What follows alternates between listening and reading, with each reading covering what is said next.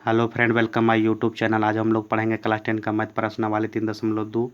अगर आप लोग हमारे चैनल पर पहली बार देख रहे हैं तो लाइक और सब्सक्राइब करें, बेल आइकन को दबाना ना भूलें, जिससे आने वाले वीडियो का नोटिफिकेशन आप लोग तक पहुंच सके। इससे पहले पहला और दूसरा प्रश्न हम हल कर चुके हैं, आप लोग देख लीजिएगा। अब तीसरा प्रश्न हल करने जा रहे हैं।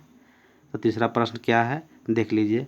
अनुपातों A1/A2, B1/B2 और C1/C2 की तुलना कर ज्ञात कीजिए कि निम्न रैखिक समीकरणों के युग्म संगत है या असंगत है।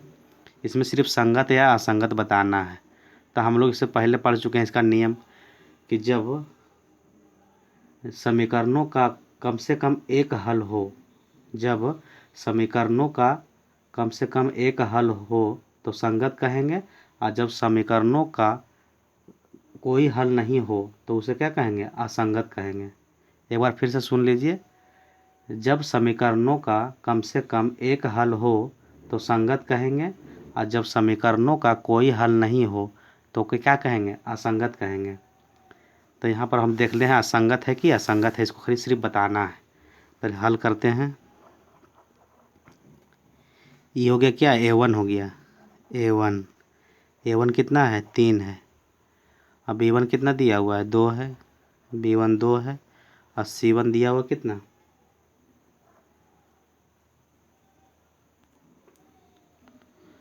यहाँ पर C1 जो है बराबर के इधर जाएगा, क्या होगा, माइनस में हो जाएगा। तो यहाँ पर C1 क्या हो गया, माइनस में 5 हो गया। A1 B1 C1 ठीक है। और दूसरा देख लीजिए। A2 कितना दिया हुआ, 2 है। A2 दिया हुआ है 2। B2 दिया हुआ है -3 और C2 भी दिया हुआ -7, क्योंकि बराबर के इधर जाएगा तो क्या हो जाएगा, माइनस में हो जाएगा। अब हम फार्मूला पर बैठा देंगे। यहाँ पर जरा शॉर्ट में देख लीजिए। A1/A2 बराबर नहीं होगा B1/B2। तो ये होगा प्रतिच्छेदी। क्या होगा, प्रतिच्छेदी रेखाएं। यह केवल एक हल होगा, केवल एक हल होगा, यह केवल एक हल होगा। तो ये अब दूसरा देख लेते हैं। A1/A2 बराबर B1/B2 बराबर C1/C2। ये हो जाएगा क्या, समपाती। ये हो जाएगा समपाती। ये अनेक हल होगा। कैसा होगा, अनेक हल। और तीसरा दिया हुआ है A1/A2 बराबर B1/B2 बराबर नहीं होगा किस, C1/C2 के। तो ये हो जाएगा समांतर रेखाएं। कैसा हो जाएगा, समांतर रेखाएं। समांतर रेखाएं हो जाएगी। इसमें क्या हो जाएगा, कोई हल नहीं होगा। क्या होगा, कोई हल नहीं होगा,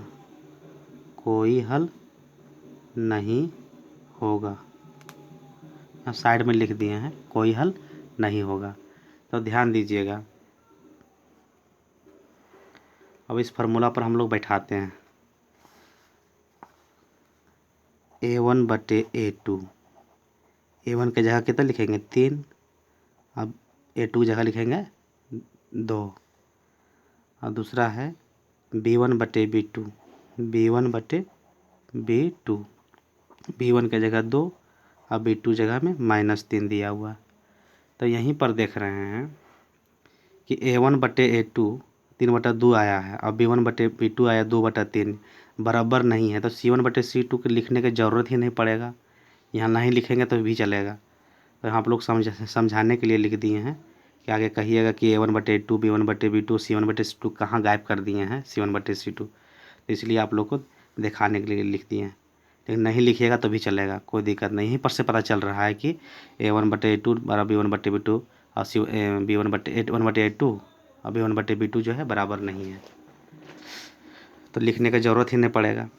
तो यहाँ पर फार्मूला पर बैठा देते हैं, क्या होगा देख लीजिए। यहाँ पर लिखते हैं A1/A2 बराबर नहीं होगा B1/B2 का। A1/A2 बराबर नहीं होगा B1/B2 का। चेक कर सकते हैं, जैसे 3/2 बराबर नहीं होगा 2/3 का। 2/3 का ये कैसा हो जाएगा? A1/A2 बराबर B1/B2।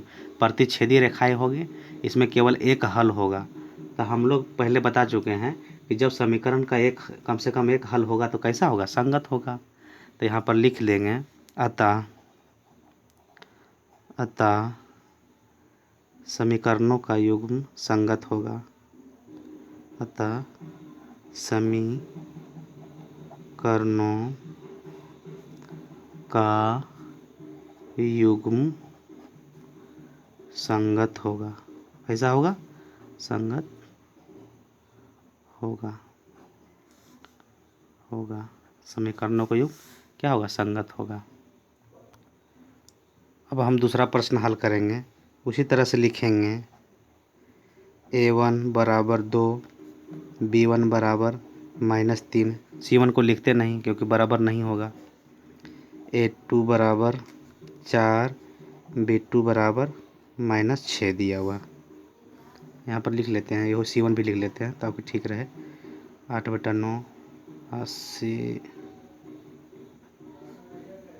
वो माइनस में हो जाएगा।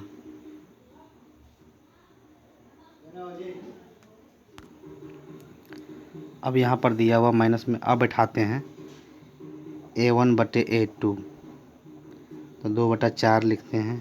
तो ये कैंसिल हो जाएगा, 2 दूनी 4, 2 एकम 2 ये आने के बटा 2 आ गया। दूसरा है B1/B2, B1/B2 दिया हुआ -3/-6, माइनस माइनस कैंसिल, 3 दूनी 6 आएगा, 3 एकम 3 हो जाएगा। तो 1/2 दोनों बराबर। अब तीसरा का ज़रूरत पड़ जाएगा। देखो यहाँ पर तीसरा का ज़रूरत पड़ रहा है क्योंकि बराबर है। तो यहाँ पर लिखेंगे C1/C2। C1 का जगह कितना है? -8 और -9 कैंसिल हो जाएगा तो कितना बचेगा? 8/9। अब यहाँ पर लिख सकते हैं, यहाँ पर लिखते हैं A1/A2 बराबर है B1/B2 का। और तीसरा क्या है? C1/C2 नहीं है बराबर। यहाँ पर देख लीजिए A1/A2 1/2 आया, B1/B2 भी 1/2 आया, लेकिन C1/C2 आया 8/9 आया। तो यह क्या होगा? यह समांतर रेखा होगा और इसमें कोई हल नहीं होगा। तो कोई हल नहीं होगा तो क्या हो जाएगा? संगत हो जाएगा। तो यहाँ लिखेंगे अतः समीकरणों का युग्म